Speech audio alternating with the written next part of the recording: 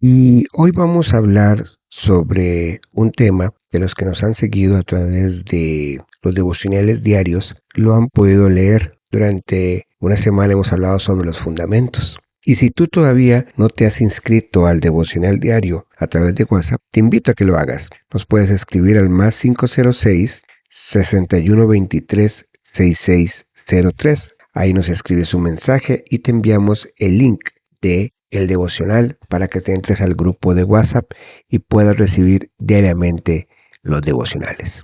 Así es que, como te dije, he basado esta enseñanza y la he titulado Mi Fundamento. Basada en la parábola del hombre insensato y el hombre prudente, también conocida como la parábola de los fundamentos. Y antes de profundizar en este tema, quiero compartir algo que siempre hemos experimentado. Vivimos en un país sísmico, donde los temblores son casi el pan de cada día. Estoy hablando aquí de Costa Rica. Creo que en muchos países de Latinoamérica también son propensos a los temblores. Cuando hablamos de temblores en Costa Rica, hablamos de buenos fundamentos. Realmente tenemos un código sísmico muy seguro. Entonces muchas de las edificaciones que pueden estar aquí, más que todo en San José, en la capital, tienen buena construcción, tienen buena varilla, tienen buen cemento, tienen buena piedra, tienen buena edificación, tienen buenos fundamentos sólidos. Y si entramos ya en lleno en la palabra de Dios, vamos a fundamentar esta enseñanza en Mateo 7, 24 al 29. Esta parábola constituye la conclusión del Sermón del Monte, o sea, los 10 mandamientos más el Sermón del Monte, que están en Mateo 5, 6 y 7, y forman la regla y la ley del pueblo de Dios, dando los parámetros, principios, valores y leyes espirituales que debemos regir a los cristianos. Y el Señor Jesús coronó de la mejor manera el final del Sermón del Monte con esta parábola. Y si tú no has todavía oído y visto el Sermón del Monte, te invito a que lo busques en YouTube, en Ministerio en lo Secreto. Ahí hay todo un estudio del Sermón del Monte y de las bienaventuranzas. Así es que te invito para que lo busques a través de YouTube como Ministerio en lo Secreto. Es importante notar que Jesús no inventó el género parabólico. Las parábolas eran un método de enseñanza común en aquel tiempo. Como maestro de maestros, Jesús tomó este género conocido y lo aprovechó para enseñar lecciones extraordinarias. Mateo 7, 24 al 29 dice: Por tanto, todo el que me oye esta palabra y la pone en práctica es como un hombre prudente que construye su casa sobre la roca. Cayeron las lluvias, crecieron los ríos, soplaron los vientos y azotaron aquella casa. Con todo, la casa no se derrumbó porque estaba cimentada sobre la roca. Pero todo el que oye mi palabra y no la pone en práctica es como un hombre insensato que construye su casa sobre la arena. Cayeron las lluvias, crecieron los ríos, soplaron los vientos y azotaron aquella casa. Esta se derrumbó y grande fue su ruina. Cuando Jesús terminó de decir estas cosas, la multitud se asombró de su enseñanza, porque enseñaba como quien tenía autoridad y no como los maestros de la ley. Aquí podemos ver dos características. Vamos a ver primero la característica del hombre prudente, que lo vemos en el versículo 24, ¿verdad?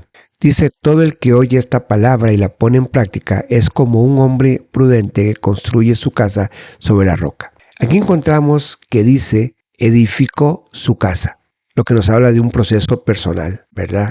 La lección es clara. Nadie puede hacer lo que a mí me compete hacer. La vida cristiana es algo personal, ¿verdad? No puedo poner a otros a orar en mi lugar. Podemos pedir apoyo en oración, pero no que la persona ore por mi petición. No puedo poner a leer la Biblia a nadie en mi lugar. No puedo pedirle a otros que ayunen en mi lugar. No puedo decirles a otros que se congreguen en mi lugar. Hay cosas que competen exclusivamente a uno. Nosotros tenemos que orar, leer la Biblia, congregarnos y vivir una vida cristiana de bendición conforme a la palabra de Dios. Mi vida no puede depender de otros. Hay tres factores fundamentales que la palabra de Dios habla, que son sumamente importantes, que debemos tomar en cuenta. El que viene a Cristo, hablamos de salvación. El que oye mi palabra, instrucción. Y el que la hace como obediencia. Estos tres factores, salvación, instrucción y obediencia, deben mantenerse constantes en nuestra vida y experiencia espiritual. Cuando Jesús estaba en la tierra, Él demandaba dos cosas fundamentales para que uno pudiera ser un discípulo: que lo escucharan, o sea, que atendieran sus enseñanzas y que las pusieran por obras. que no solo las oyeran, sino que practicaran lo que habían oído. En Lucas 11, 27 al 28, dice, una mujer exclamó, dichosa la mujer que te dio a luz y te amamantó. Jesús respondió, dichoso más bien los que oyen la palabra de Dios y la obedecen. ¿Por qué es más dichoso el que oye y hace? Porque esa persona va a vivir bajo cielos abiertos de bendición. Verá la gloria de Dios todos los días y experimentará la presencia del Rey de Reyes y Señor de Señores. Cuando nosotros tenemos esa obediencia absoluta, porque tú no puedes ser medio obediente, porque eso significa ser medio desobediente. La obediencia debe ser completa, totalmente y absoluta. En Santiago 1:22 dice, no se contenten solo con oír la palabra, pues así se engañan ustedes mismos. Llévala a la práctica. El versículo 25 nos habla también de ser prudente, ¿verdad? Porque dice, cayeron las lluvias, crecieron los ríos, soplaron los vientos, azotaron aquella casa. Con toda la casa no se derrumbó porque estaba cimentada sobre la roca. El hombre prudente resistirá, porque su vida espiritual está fundamentada sobre la roca, que es Cristo Jesús, ¿verdad?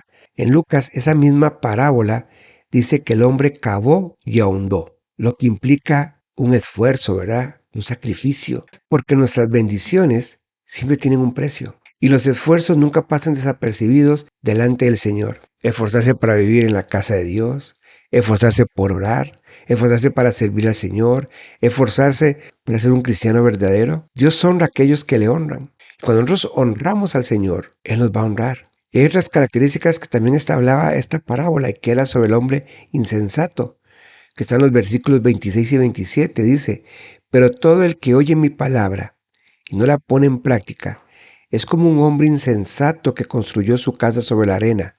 Cayeron las lluvias, crecieron los ríos, soplaron los vientos y azotó aquella casa. Esta se derrumbó y grande fue su ruina. ¿Cuál es la diferencia entre el insensato y el ignorante? El insensato sabe lo que tiene que hacer, pero no lo hace. El ignorante no sabe qué tiene que hacer, ¿verdad? Y sabes una cosa, Dios tiene misericordia especialmente por las personas ignorantes, porque no tienen la culpa de no saber. Por eso Jesús dijo, conoceréis la verdad y la verdad los hará libres. O sea, si tú conoces la verdad, si tú que ya conoces a Cristo, si tú ya estás en Cristo Jesús, no puedes ser una persona ignorante, eres una persona insensata, porque sabe lo que tienes que hacer, pero no lo haces. El hombre insensato hizo toda la mecánica de la construcción, pero sobre mal fundamentos. Hizo lo mismo que el prudente, ¿verdad? Pero con diferentes resultados. ¿Por qué? Porque lo hizo solo en apariencia.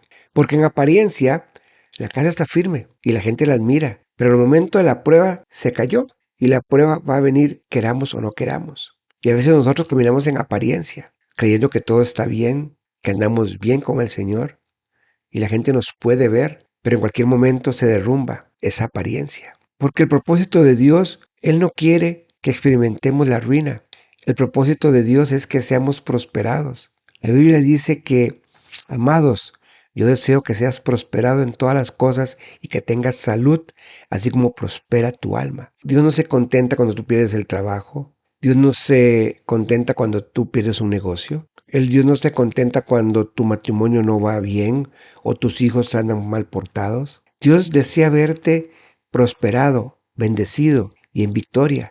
Y no solo hoy, no solo mañana, sino todos los días de su vida. En Mateo 15:16 dice, por causa de la tradición, muchos anulan la palabra de Dios. No invalidar la palabra de Dios es el primer fundamento de estar firme.